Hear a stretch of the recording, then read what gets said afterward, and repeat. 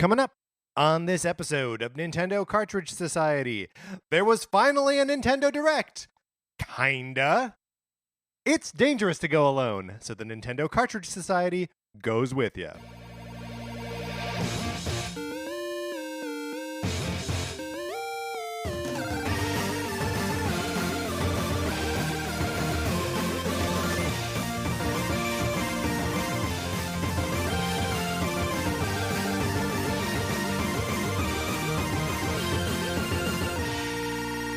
Welcome to Nintendo Cartridge Society. My name is Patrick Ellers, and I am joined, as always, by my co-host, Mark Mitchell. We've got a good show for you today. We're going to be talking about the news in the week, including that Animal Crossing New Horizons Direct. And then on Thursday, we're going to be casting some musicals with Animal Crossing villagers. I'm so excited. Stop from laughing. I love when our really specific interests intersect, not naturally, mind you. Unnaturally. Yeah. I mean, last week they were very natural, right? It's Nintendo games, Disney games, makes perfect sense. Yes. This one, are we shoehorning them together a little bit? Maybe.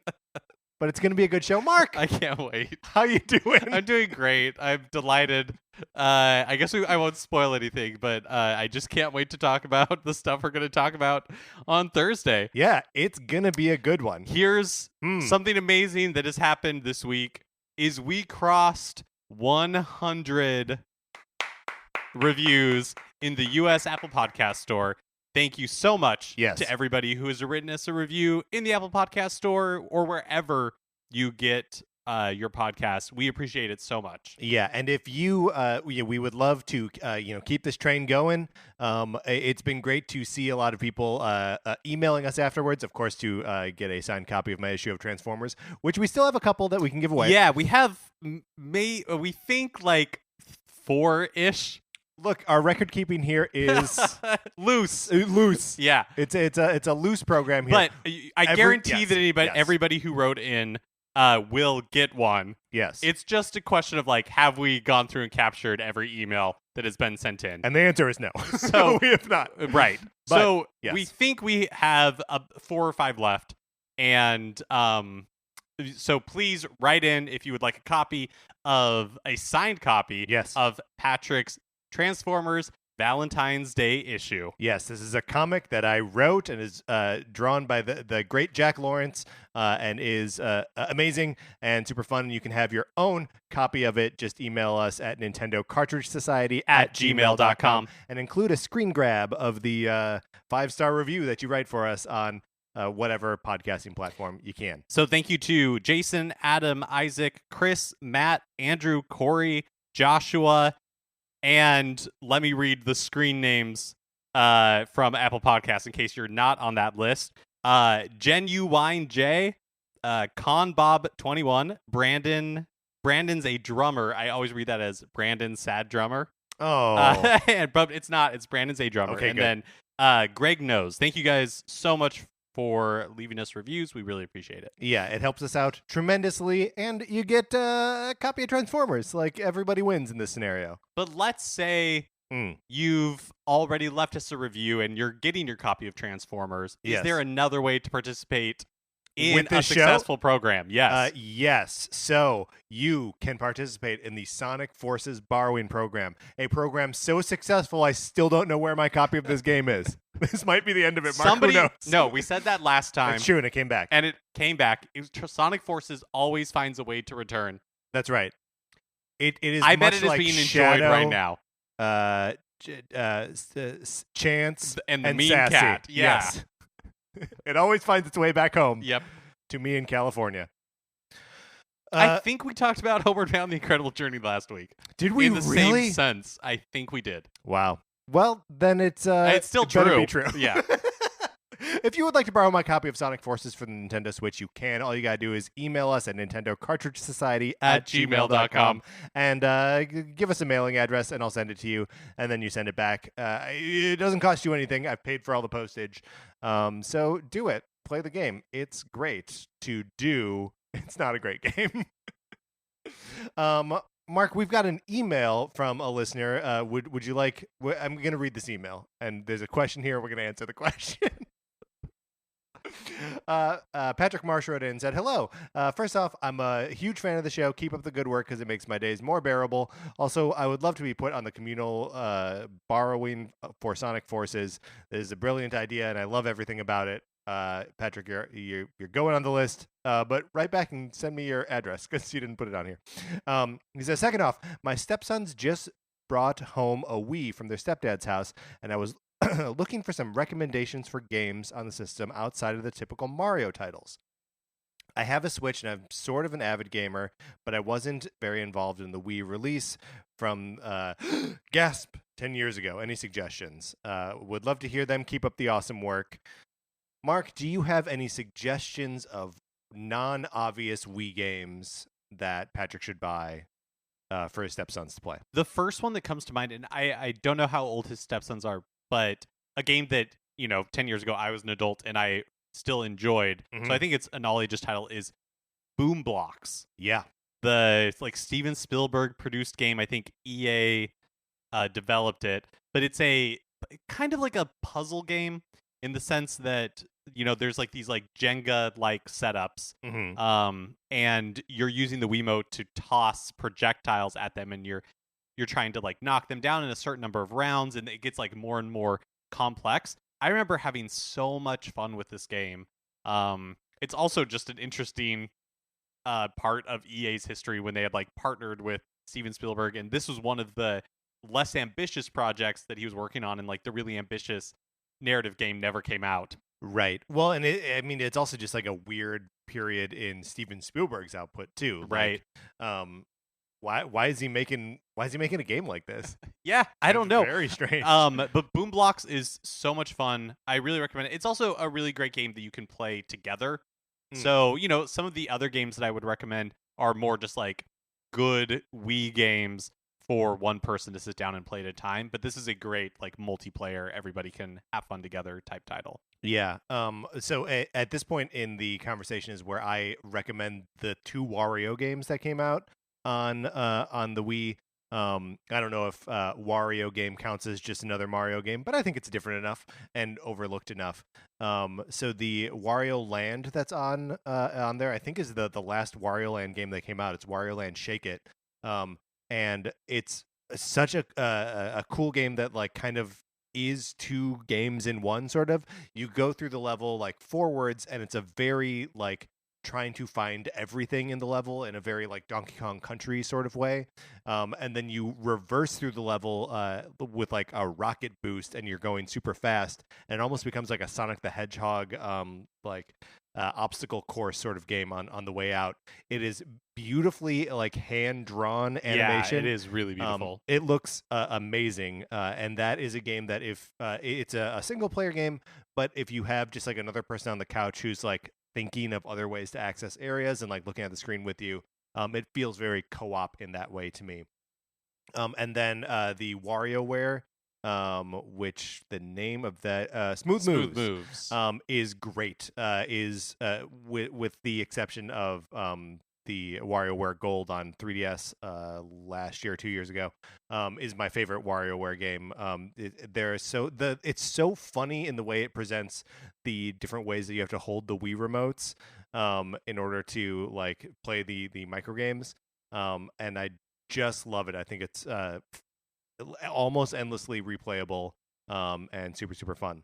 The other one I would recommend is a series that I absolutely love, which is Rhythm Heaven, and the Wii version is Rhythm Heaven Fever.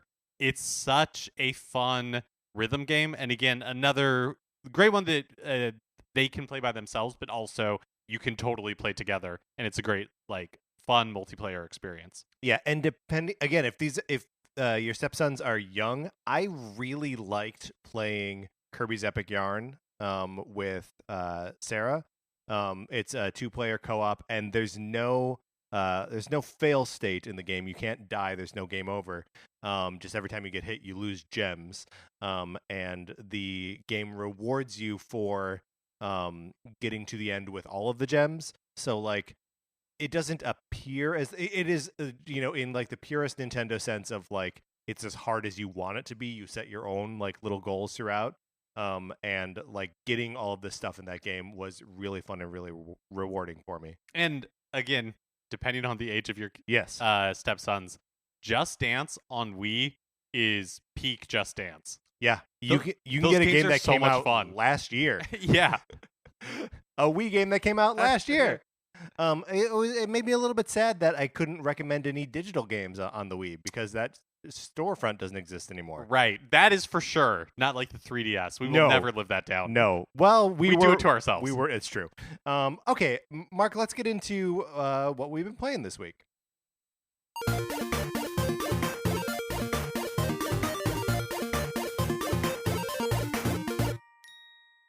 Can I just say before we get into this, Yes. thank you, Patrick, for writing in. We Yes, love thank you. when listeners write in, and we're happy to answer your questions. Yeah, so if anyone ever wants to write in with any kind of question, Nintendo Cartridge Society At gmail.com. And we'll answer it for you. Mark, what have you been playing this week? So I've been playing Bucket Night. Bucket Night, which comes out on Friday. That's right. So we got advanced codes on Bucket Night from publisher Sometimes You. So thank you, Sometimes You, for that. Yeah, what do you think of Bucket Night? So I really enjoyed it. Yeah. It reminded me a lot of the same, very similar to like Katana Zero or Celeste a little bit, in that you're like trying to make your way through these levels with kind of like the margin for error is very small. So small. And so it's a platformer and you have a gun. Yes, and you jump around. And you Yeah. jump around. Which I guess is implied by platform. Right, and you can like double jump. Mhm. Basically, you're making your way through. The enemies also have like projectiles, and they can do varying degrees of damage to you. And as you're making your way through, you're trying to just like collect as much money as you possibly can, and you collect it by picking up treasures in the game, or also when you kill enemies, they drop coins and all that kind of stuff. It's a very simple game. Yes. But I found myself like really addicted to it. Like the gameplay loop is really addicting. Yeah, it's also got a kind of cool presentational style too, because it is all like it looks like an 8-bit game, but they put this like really first of all the like the not scan lines, but it's it looks like you're playing on a CRT TV. Yeah, and the image even kind of like warps around the corners of it. right. And you're able to turn that off and on. Oh, are you? On the I just had it on on like all the the time. main screen? You can turn that off. I played without it on. That's interesting because the whole game kind of prides itself in never presenting you with text, which is cool. It's just funny. Like at the game starts with the Bucket Knight trying to like buy a house or Right, something. yeah. It's unclear. 'Cause It's all- unclear to me exactly. Money's involved. money is and involved. his lack of money. Yeah, that's right. So it's all told through these almost like emoji led like dialogue sequences. So it's cute and it's fun, and the Bucket Knight handles a little bit looser than like I kind of want him to. I'm also playing Celeste right now, and like going between them, I'm like, oh, I love controlling Madeline like way more than the Bucket Knight. Yeah. Bucket Bucket Knight's interesting because it's almost like he has like interesting momentum in his jumps, Yes. where it's almost a little bit like Diddy Kong's like hover a little bit, like not so pronounced where you can like hang in the air, but like you get that same sort of like arc. Yeah, in the jump. Totally. And the levels are also like all the levels are like discrete spaces, and they're kind of short. They're not like micro levels like a Super Meat Boy, Mm-hmm. and they're not like kind of drawn out campaigns of levels like Celeste. And they're challenging. I found them challenging anyways. I did too, yeah. But I never found it like frustrating, which is this is similar to how I felt about Katana Zero. The one thing that I did find not frustrating about it, but I definitely made the mistake more than once, is you can restart the level at any time by pressing Y, or like Y. Or the top button. Yeah, the top button, Which might be X. or X. The top button. Right. And I found myself like accidentally hitting it more than once Yeah. and having to completely restart the level, Yeah, it's confusing, and also there's like a button that brings up the menu that's which like is one of the X. face buttons, which I think is Y. The left button, The left button. right? Let's use PlayStation buttons square. That one I can tell you no problem. Yeah, it's because there are X buttons on all 3 of the major controllers, and they're all in different places. Anyways, I have enjoyed Bucket Night a lot. I think it's only like $5. Oh, if it's a $5 game, that's a perfect price for it, and it's just kind of like good fun. Mm-hmm. Totally. I have been playing Celeste, which goes beyond good fun, because I have been digging into the B-sides and also trying to like go back and collect more strawberries. And I hit a little bit of a wall with the strawberries because I'm just like, I don't know where this one is, and I don't really want to look anything up. So I've started like going through and playing the B-sides. Have you played any of the B-sides? I think I played 1 or 2 of like the early ones when they were easier to get. Yeah. So I just oh man, I'm really enjoying the like intense like every single jump is something that you need to like try and die on like 10 times before like moving on to like the next jump, and then you get good at that second jump and then you forget how to do the first one, and I'm finding the whole thing to be just incredibly rewarding, and not I don't know why I'm not more frustrated by it than I am. I am more frequently laughing at how challenging it is. And then when I get through something, I have maybe like 10 new 30-second videos saved on my Switch, just because I'm proud of every single room that I clear. I'm like, oh man, I gotta save that. So it's been a great feeling, and I digging into Celeste is proving to be even more rewarding than playing through the like main campaign, which I also loved. That's awesome. I love that game. Hearing you talk about it, I feel like a little bit of anxiety in my chest. Why? Why? Just because like it is. I remember being so stressed out. Yeah. So many times in that game, like trying to complete a level and getting like so close. Yeah. And then just like the moments where you're you get like Dr. Mario level, just eyes glaze over, and you're just like making jumps, and you get through something, you're like, I don't know how I did that. I get like a feeling in my hands like I'm pushing whatever direction I need to too hard, because like I just need to like will myself over this next jump. Can I tell you, that is one thing. So I don't have a Pro Controller, right? I have become very comfortable playing my Switch just using my Joy-Con and the Joy-Con grip. Yeah. But the face buttons of indeterminate order. Sorry about that. I don't know why it played just then. Sorry, go ahead. The face buttons of indeterminate order. Buttons of indeterminate order. When I'm like doing a platformer or something, I'm pressing down so hard on them for like no benefit of my own. But I'm pressing down so hard on them, and for whatever reason, I think just because they're like smaller and more compact, like it really leaves like an indentation in my thumb in a way that like regular face buttons on a controller do not. You gotta ease up, Mark. It's okay. Look, I've racked up like 600 deaths in every level in Celeste. It's okay. And then I also continue to play Advance Wars for the GBA on the Wii U. Tell you what, that Wii U gamepad is like the perfect size screen to play Game Boy Advance games. I sort of love it and wish I could travel with it. I'm going to Chicago this weekend. I know I can't. I know it's impractical. Yeah, if only they'd put them on the Switch. If only they put them on the Switch, it would be perfect. Advance Wars is real good. I just got through there's like a 12 mission tutorial, which I just got through after like 2 or 3 really long like play sessions. I probably have sunk 6 or 7 hours into this game, and I'm just through the tutorial now. I have a feeling the game is going to be too hard for me because I just played through the second like main game mission, and I got a D rank on it. D. It's not good, Mark. I'm against games grading me. Yeah, I don't want that. Look, I'm not in school anymore. No, I don't need to be this. graded. I'm just doing this for fun. Right. Just give me a P for pass. Yeah, you should be able to choose just pass fail. That's all I want. All I want is to not die doing this. All right, that's what we've been playing this week. Let's get into the new releases and what we might be playing next week.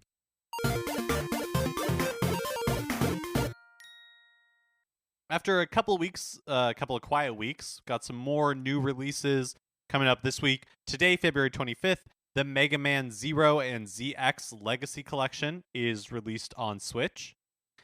Mm-hmm. Samurai Showdown, the new Samurai Showdown game from SNK built on Unreal Engine 4. Yes, I did look it up. Is released today. And then Rune Factory 4 Special. You just wanted to make sure it wasn't like the original. Wanted to make sure I knew what I was talking about to the smallest degree possible. And then Rune Factory 4 Special, which is like if Harvest Moon also... It's made by the Harvest Moon developers, the original Harvest Moon developers, I believe, like Story of Seasons people. Yes. And it's like if Harvest Moon had dungeons that you go do RPG battles in. And this is one of those games that was teased back in a Nintendo Direct a long time ago. Yes, that sounds right. That it was one of those like, oh yeah, and Rune Factory 4 coming out. Yeah. So I think was a DS title or a 3DS title maybe. Oh, Rune actually, Factory 4? Yeah. Was this announcement the one where it was like Rune Factory 4 Special and then Rune Factory 5? Yes. Also? There we go. There we go. So this is not Rune Factory 5. It's Rune Factory 4. Correct. Got it. And then on February 28th, Metro Redux is released physically for Switch, and that's a combination of Metro 2033 and Metro Last Light. You're also able to buy them individually on the eShop on the 28th. That's nice. That you can buy them separately. And then Bucket Night is released on the 28th as well. Is there anything on this list that you're interested in picking up this week? So I've always wanted to play Rune Factory 4. And I am kind of interested in Metro Redux. I don't know that I'll be picking up any of these games like right now. Yeah. I think we talked about before. I'm really luxuriating in this time before Animal Crossing, where I don't feel like obligation to play anything. Right. So I might just continue making my way slowly through Mario Kart and playing some more Bucket Night. So I am tempted again to pick up, and I'll tell you why I said again, to pick up the Mega Man Zero/ZX Legacy Collection, because I did buy the Zero collection on DS back in the day, and the problem is I didn't really like it, but partially because it is a very challenging game. It like takes the idea of Mega Man X style challenges, and just kind of like ramps it up and makes the levels like really long and impossible. But I know that in this version of it, there are a lot of like quality of life improvements, including like really regular save points to get through levels and like a casual mode to make the game easier to play. So I don't know. I like Mega Man games, and this is the one series that I've never really been able to get into, and I wonder if these new tools will actually like be enough to kind of get over my specific hurdles with them. But I probably won't. And then I am interested in Samurai Showdown because my buddy Pete, a friend of the show, has been playing it on other platforms and really enjoys it. And he's sort of one of my go-to like fighting game buddies. So it would be fun to dig into Samurai Showdown. And I'm a fan of the original series, but I never got like super hard into it. So maybe this is my time to do that, to become a samurai and do some showing down. Yeah, it's a great time to do it. It is the time to do it. All right, let's get out of the new releases.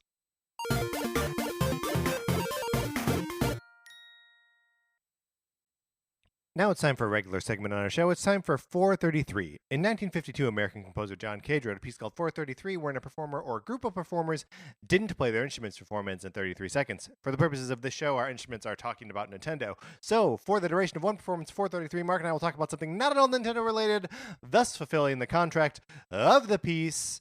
Mark, you have posed a question here. Do you know the State song?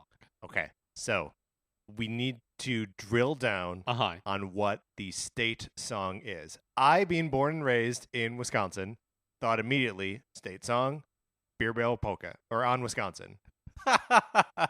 Maybe both. Which one of these is the Wisconsin State song? I don't know. But you could sing both of them. Absolutely. If you had to. That's right. but this is not the question you're asking. me. Right. So the reason this came up is a while back at work, the question was raised, can you name all 50 states? Like, could you write down all 50 states? Sure. And my answer was like, yes, because when I was in elementary school, we learned something called the state song, where it's a song that lists all 50 states in alphabetical order. Okay, so is this different from the state song on the Animaniacs?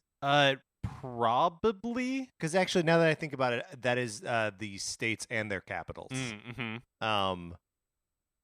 Yeah, so that's different. How does your state song go? Okay, it starts. Uh-huh. I don't want to. I won't make you. I won't, Yeah. Okay. Yeah, you don't want to get. You don't want to get by the writers of the claimed state song. here. Yeah, okay, exactly. Great. It starts like Alabama, Alaska, Arizona, Arkansas, California, Colorado, Connecticut, Okay, and all right. so on and so forth. I do not know this song. Oh, okay, great. Do you then think you could name all 50 states? I think I could. It would take me a little bit. Yeah. And I would probably approach it alphabetically and then have to fill in some gaps later. Mm-hmm. I think I would be better at it geographically. Oh, interesting. There are large swaths of the country where I like totally fall on my face trying to like put state name to state. Yeah. Well, I mean, I think it's is a little bit easier for me.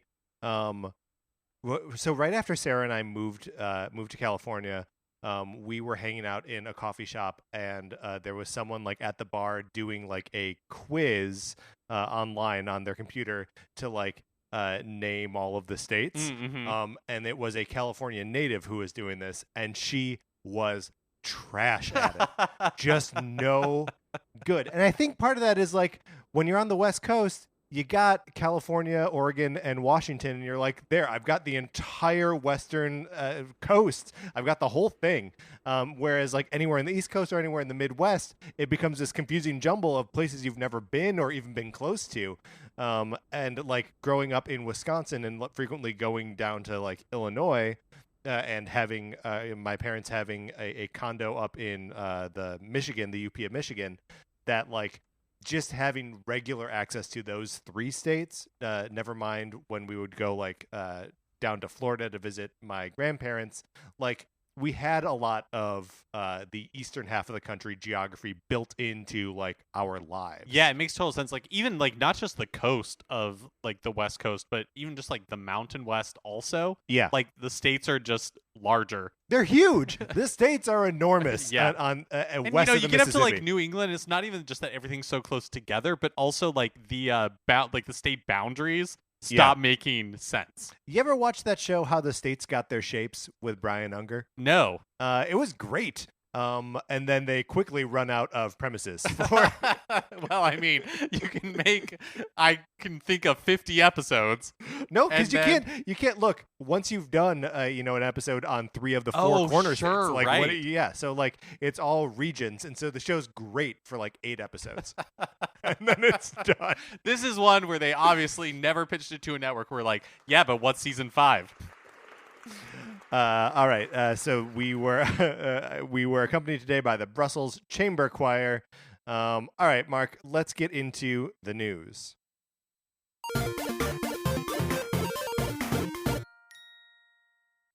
Last Thursday, Nintendo shared a Animal Crossing New Horizons Direct, our first Direct of 2020. I mean, kind of, right? Because the Oh. Pokemon Direct was technically a that's Direct, right, that's right. and the I Smash totally forgot about Brothers that. presentation was also Uh-huh. technically a Direct. Yeah. So this was, I think, look, are we past now the window of like getting a general Nintendo Direct in February or March, or like are we going to get one this quarter? I don't know. I mean, we're recording this Monday night. It's possible. Yep. Maybe not likely at this point, but possible we'll have one like this week or in early March. Yeah. Nothing means anything anymore. Nope. Not a Maybe thing. it never did. But one thing I think that we can say for certain, if in Nintendo and Nintendo Directs in 2020, is that they are announced on Tuesday and they happen on Thursday. Mm-hmm. That's just the new reality. Okay, they've done it for the last 3. if they break the pattern with the next one, I'll claim something else as the new reality. But we did get an Animal Crossing New Horizons Direct, and it was just under 30 minutes long. It's the biggest look we've gotten at this game. That it was exactly 1 month out, right? Because the Direct was on the 20th. Yep. And it's incredibly cute. Definitely worth watching if you haven't already. Yeah, we'll kind of go through the sort of highlights and like revelations from it.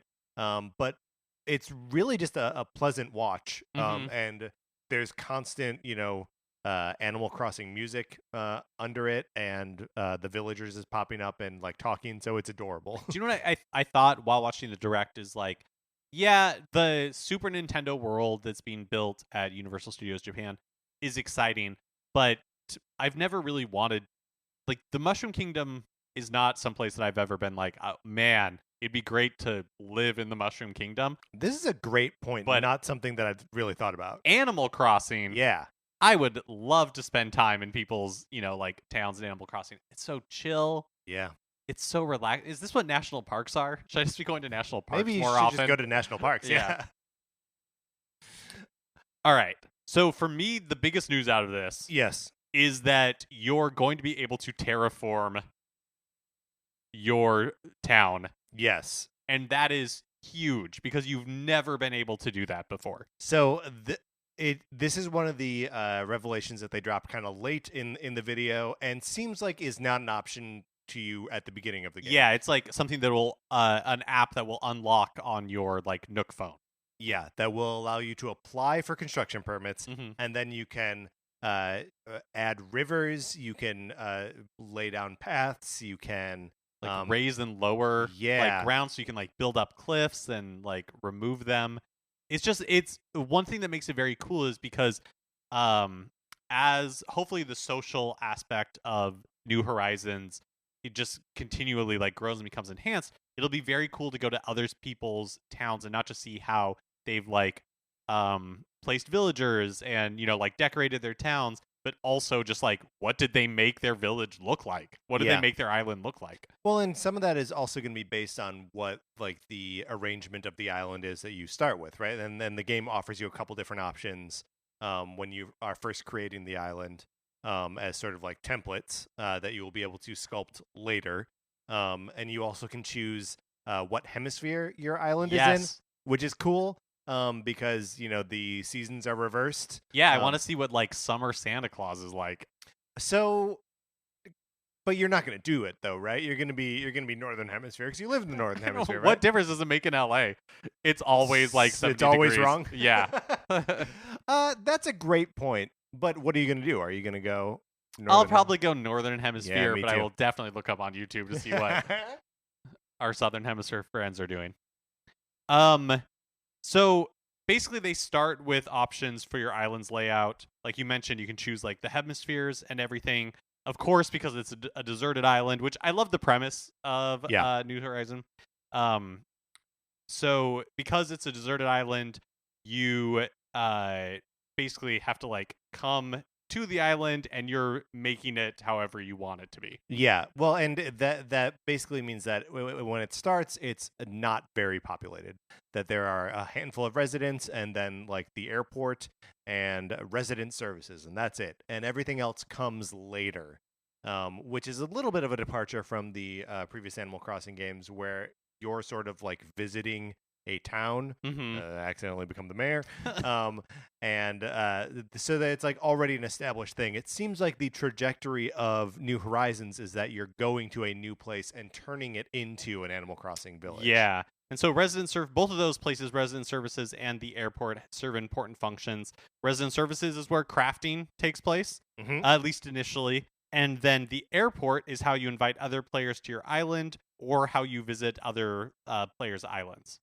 And there's also like a postal service in there, so like it seems like they're folding a couple of like the train station and post office and stuff from previous games into sort of single functionality. The game also kind of revolves around a Nook phone. Was that the interface in New Leaf as well? I don't remember. Which is just like how you access a number of different like that's how you apply for your construction permits and whatnot. And okay, so one of the things I dug into here is the Nook Miles, which is sort of your reward program for doing things in the game. It looks like each category of thing has its own card, and then there are like different spots along the card. So it's like, collect 3 beetles, collect 6 beetles, 9, whatever. And every time you accomplish one of those things, it's like a little achievement, a trophy, if you will.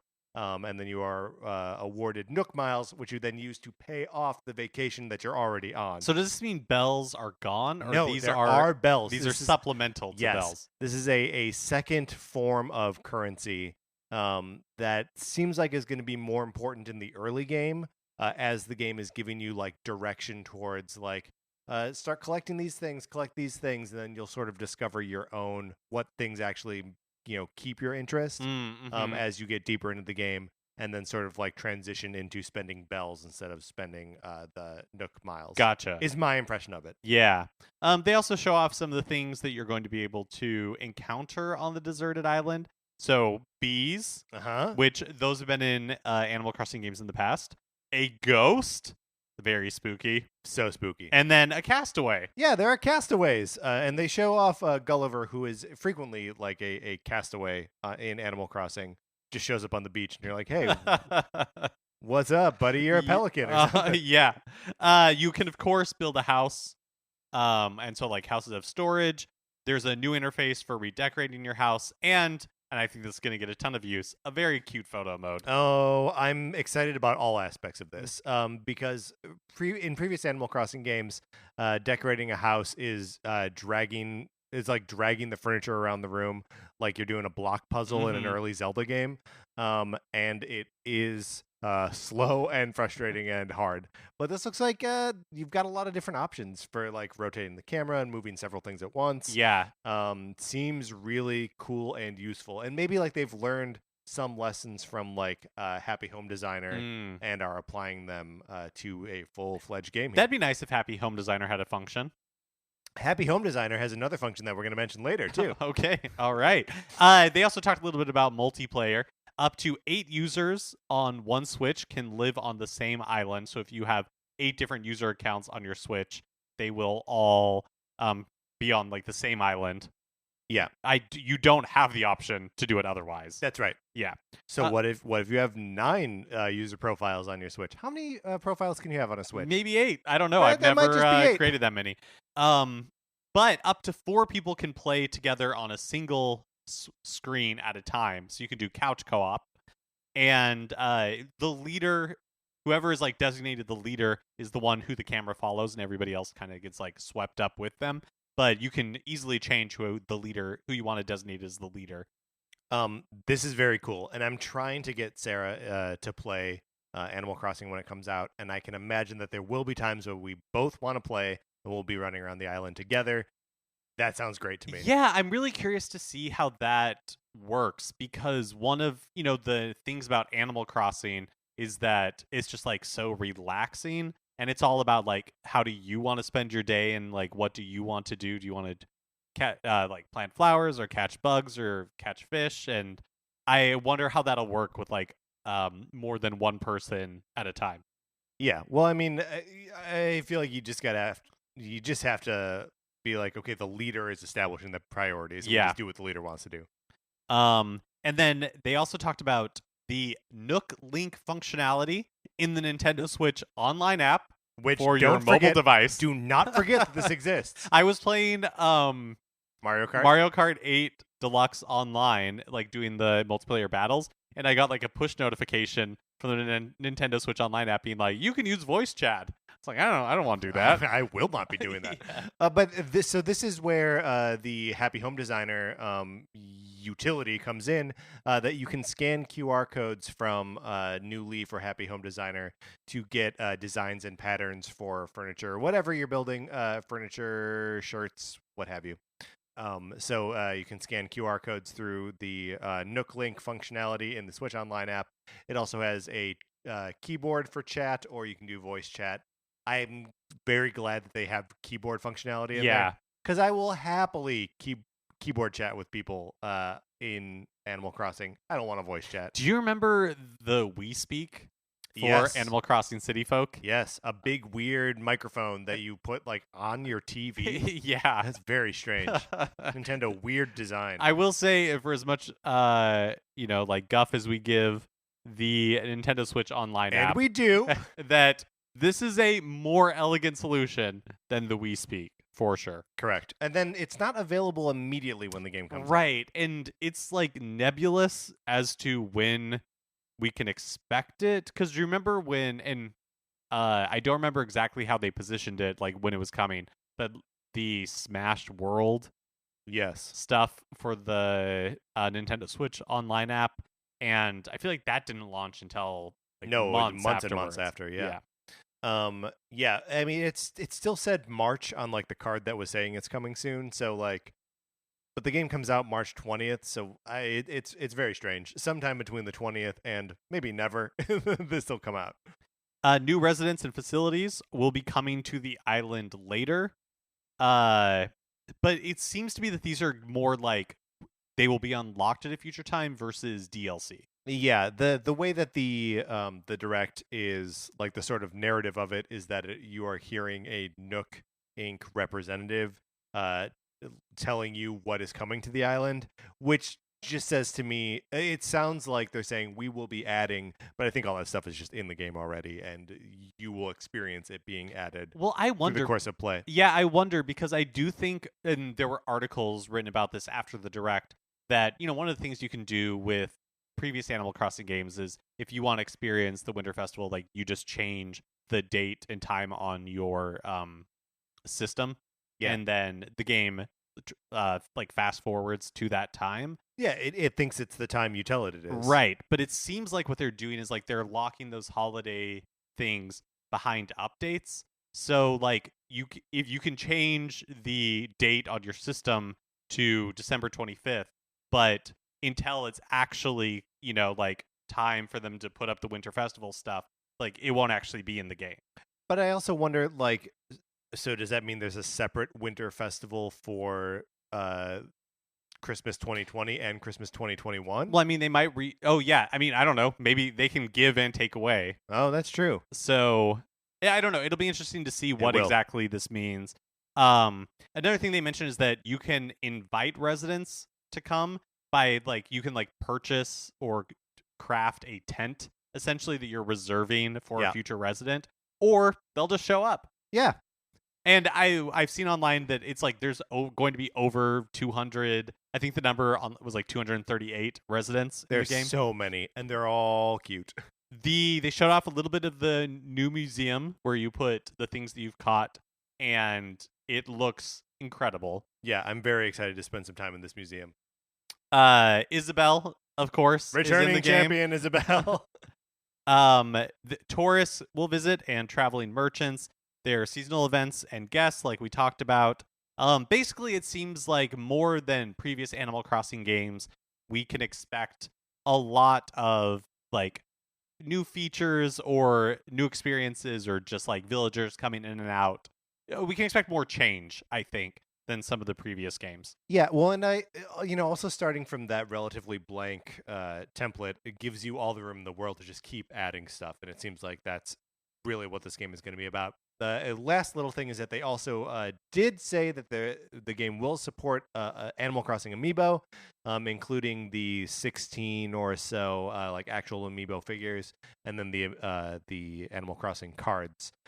So I have 12, I think, Animal Crossing Amiibo. So if you ever want to use them, Mark, you are more than welcome to. Awesome. But I don't have any of the cards, which I'm not going to start collecting. They also mentioned that free updates would be coming, including one on March 20th, which is interesting. Because, like, how would you know it's been updated if you can't play the game before the 20th? But I guess maybe because, like, the game's already up for preload. So I'm guessing that they put it up for preload so they could get those sweet, sweet pre-order dollars. And they are getting them. People are ready for this game. It's already number 2 on the Switch eShop bestseller charts. And so that's my guess, is they got it out there so they could have people preload it, and then they'll have like a day one update as well. it's just weird to call it an update. Yeah. Right. Like I know like most games launch with day one patches now. But it's just funny that they're like, yeah, and then we'll be updating the game on the day it comes out. I'm really excited for this game. I don't know that it seems like it's going to explode in a huge way, even bigger than like New Leaf did. Yeah. But it's definitely not a game for everyone. Right. And it'll be interesting to see where, because I feel like we had a little bit of this with Fire Emblem too, where people were like, I don't know what this thing is, but I'm into Nintendo now, so I'm just doing whatever Nintendo offers me. And luckily, Fire Emblem offers a lot of different things and is a very good game. And I just hope that people have similar reactions to Animal Crossing. Yeah. And that it offers as much compelling fun stuff as Fire Emblem did. We also found out a little bit about Nintendo's presence at PAX East this week. So Nintendo, at least as of this recording, is still going to attend, as other companies have been dropping out due to concerns about the coronavirus. So Animal Crossing New Horizons is going to be the main highlight of Nintendo's booth, which makes a ton of sense. The game will be playable for the first time to the public. And then after you participate in the demo, you can get a Tom Nook themed tote bag while supplies last, which I want that tote bag too. How do we get that tote bag? I guess we go to Boston. I'm not going to Boston. This is the part that really, when we were talking about Super Nintendo World, yes, where I was like, oh yeah, I really genuinely want this in my life. It's life-size recreations of some of the game's settings, plus photo opportunities with costume characters KK Slider, Isabelle, and Tom Nook. And those are all stars right there. I mean, those are good Animal Crossing characters. I wish so badly that I was able to experience this. There's also going to be a guided demo of Pokemon Mystery Dungeon Rescue Team DX. They specifically mentioned that it's a guided demo. Not sure what that means. And then they're also going to be doing demos for previously released games such as Pokemon Sword and Shield. And they're encouraging people to bring their copies of the game, like their Switches, to participate in like max raid battles while they're there. And then Luigi's Mansion 3. The show runs February 27th through March 1st in Boston. That is this weekend. Mm-hmm. Last week, Nintendo announced a new color for the Nintendo Switch Lite. It's a coral pink Switch and will be available April 3rd. It's a good-looking Switch. It's a little bit weird that it's coming out after Animal Crossing. And also so close to the Animal Crossing like specific Switch. But I mean, it looks nice. If you were going to get a Nintendo Switch Lite, which color do you think you'd get? You gotta have like the aqua one, the yellow one, the gray one, and coral pink. I'm not crazy about any of those colors, honestly. But I either the blue one or the pink one. Yeah, I think same. But I don't. The only one I don't think I'd get is the gray. The thing is, I also don't think I would get the yellow. Like the yellow is, even though it's kind of like a dull yellow, is still like too bright of a color. Like in some ways, I want my console to like disappear. I don't want to be like seeing it out of the corner of my eyes. Yeah, that's true. At home for sure. I do. No offense to your Switch. But what? like, I got the complete gray Switch Offense when it first taken, came out, Mark. And then I got when my Joy-Cons died, like a year in. I got these like neon green and neon pink, right? Like kind of like Splatoon 2 color ones, and now I'm all in, having never bought any more. But I'm theoretically all in on having colorful Joy-Con. I like that look a lot. And I think the colorful Joy-Con is a different look than a whole colorful Switch. Mm-hmm. The whole Switch just seems like it's going to be a big block of color in front of me. And I just I think I want it to be just a little bit more low profile and let the game itself do the talking. That's right. In some special Japan Gets All the Cool Stuff news. Japan gets all the cool stuff. A soundtrack album has been announced in Japan for The Legend of Zelda Link's Awakening. And you're probably asking to yourself, sure, I'm running with it. Right. From you, asking to yourself. With love. Dear me. Love me. Are we talking about the Switch version or the Game Boy version? And the answer is? Both. It's 200 tracks on 4 discs. The first 2 discs are all the Nintendo Switch version, and the second 2 discs are all the Game Boy version. Okay, so this also implies that each disc has 50 tracks on it? Yes. That's too many tracks. It's a lot of tracks. It seems like it's probably every piece of music in the game. Yeah. Releases March 18th. Yes, you can import it, but man, that's so cool. I wish it were coming here. That is really cool. I would not be interested in. First of all, I don't need a 4 CD set of anything at this point. When's the last time you put a CD into a thing? Yeah, I am struggling to think of what I could currently put a CD into. I could put a CD into my PlayStation 4 or my Sega Dreamcast. That's really it. The only other big multi-disc thing I have anymore, and actually I am not sure, it might be at my parents' house, is for Disneyland's 50th anniversary they released this deluxe box set thing. Yeah. And I 100% bought that. But that was more than 15 years ago. It still feels recent. Yeah, it still feels recent. It seems like every week we've been reporting on a rating or two coming from the South Korean Games Rating Board. And this week, no different. This week's entry is Xenoblade Chronicles, the remake for Nintendo Switch. Oh, yeah, so it's actually called Xenoblade Chronicles Definitive Edition. It's received a rating. Right now, the thing that's interesting about this is generally games receive ratings when they are close to being released. Yeah, and we don't have a date on this yet. No, other than a nebulous 2020. We haven't seen anything else about it. So could it be coming sooner rather than later?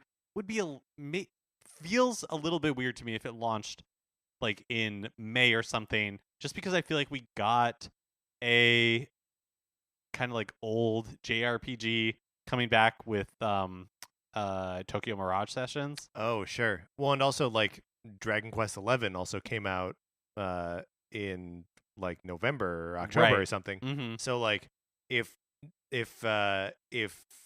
Xenoblade does come out in April or May or something, they're putting out a lot of these things. I know, it'd be a weird weird start to Nintendo's year. I feel like if it was Tokyo Mirage Sessions, yeah, Animal Crossing, and then Xenoblade Chronicles. That being said, that could be what they're doing. Yeah, maybe tomorrow we'll get a tweet about it where it's just and this game has a release date and it's in April or May.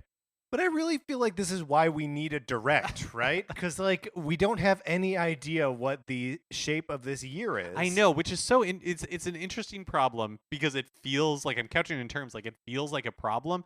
We know that they're not stopping development. We know that some games are coming. Yes. It is a little strange to not know anything at all.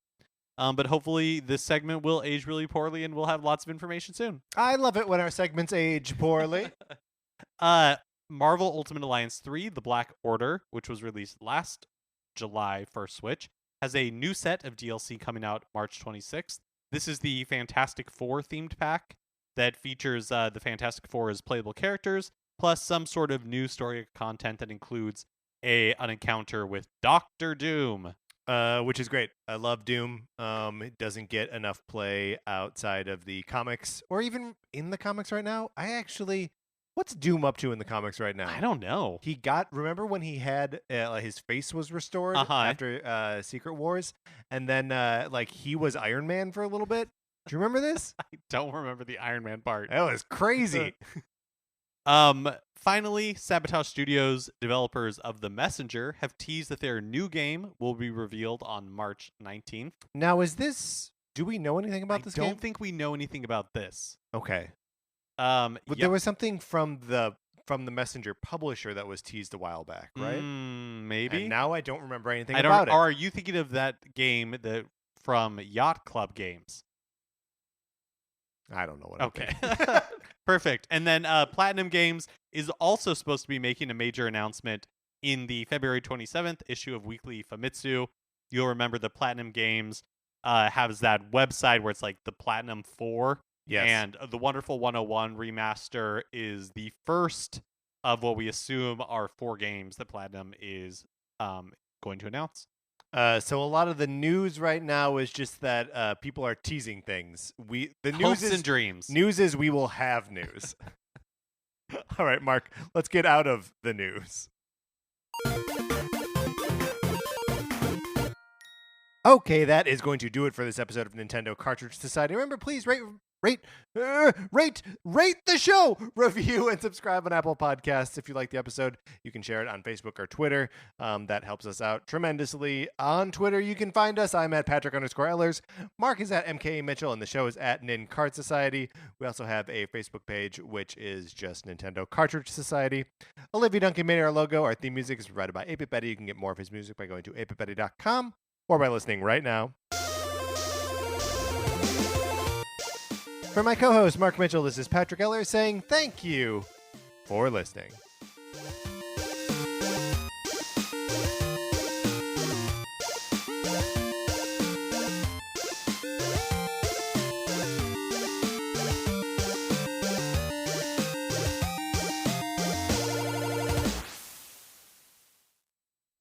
That's right, Nintendo Cartridge Society listeners, what is going down? Are you ready for a promo? Let's do yoga.